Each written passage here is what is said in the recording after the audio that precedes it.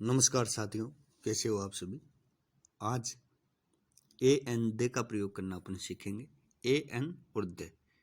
साथियों, A N दे का प्रयोग कब करते हैं? तो सबसे पहले एन का प्रयोग जानेंगे। भाई एन का प्रयोग कब करते हैं? जब किसी शब्द की शुरुआत स्वर ध्वनि से हो। स्वर ध्वनि यानी कि जो वोवल्स और कॉन्सोनेंट्स अपने पढ़े 26 लेटर होते हैं।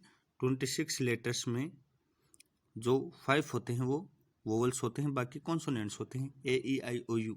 यानी कि स्वर ध्वनि से जब इनका हो, जब स्वर ध्वनि को देखना है, ध्यान देना है।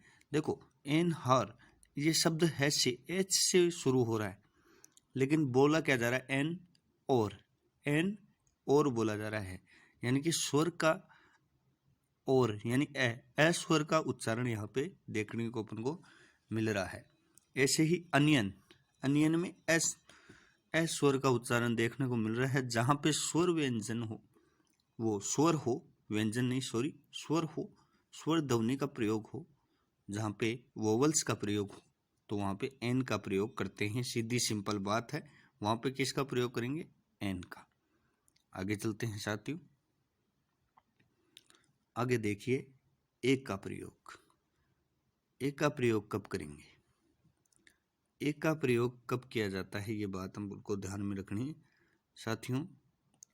एक का प्रयोग किया जाता है जब किसी शब्द की शुरुआत व्यंजन ध्वनि से हो, तो एक का प्रयोग करते हैं। देखो स्वर ध्वनि से हो तो एन का प्रयोग, और व्यंजन ध्वनि से हो यानी कॉन्सोनेंट से हो तो किसका प्रयोग? एक का प्रयोग। जैसे ब, व्यंजन ध्वनि है ब।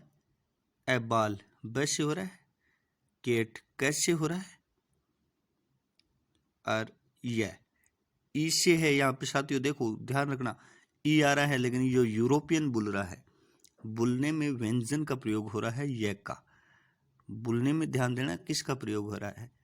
आगे तो ई आ रहा है, इसका मतलब ई देखते ही अपन को एन नहीं लगाना, ए लगेगा, क्योंकि व्यंजन देखना है। जब किसी शब्द की शुरुआत व्यंजन ध्वनि से हो तो ए का प्रयोग किया जाता है साथियों। समझ में आया? व्यंजन से, क्योंकि ए बाल में ब व्यंजन आ रहा है, केट में क व्यंजन आ रहा है, यूरोपियन में ये व्यंजन आ रहा है। ए और एन समझ में आया। अब द का प्रयोग देखिए। द का प्रयोग एक ही वस्तुओं के लिए। द का प्रयोग निम्नलिखित होता है साथियों। जैसे एक ही वस्तुओं के लिए, एक ही वस्तुओं के लिए होता है। जैसे एक ही कोई वस्तु हो, जैसे द अर्थ, अर्थ एक ही है। द मून, मून एक ही है। इस प्रकार से जो चीज एक है, जिसका अस्तित्व एक है, उसके आगे द लगेगा। द अर्थ, द मून, इस प्रकार से। विशेषण के लिए जो पूरी जाति या समूह का बोध कराता हो।